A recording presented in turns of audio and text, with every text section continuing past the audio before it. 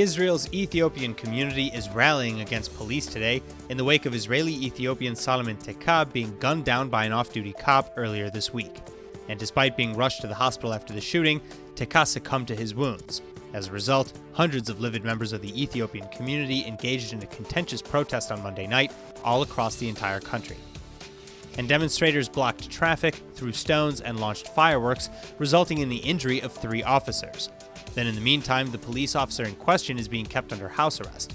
But matters are not looking good for the officer, as initial investigations indicate that he did not follow protocol during the incident. For one, the officer's original story stated that he felt his life was in danger, which is why he opened fire. But assuming this is true, the officer should have fired once in the air as a warning first. Instead, he fired at Teka's leg, which resulted in the bullet ricocheting and hitting him in the chest.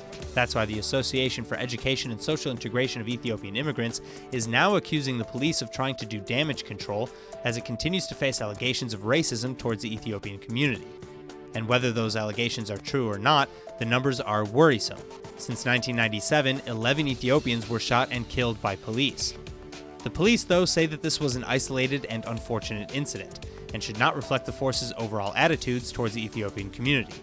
Further, attempting to dispel tensions, Prime Minister Benjamin Netanyahu said that he spoke to Police Commissioner Moti Cohen, who assured him that he'd make every effort to reach the truth as quickly as possible.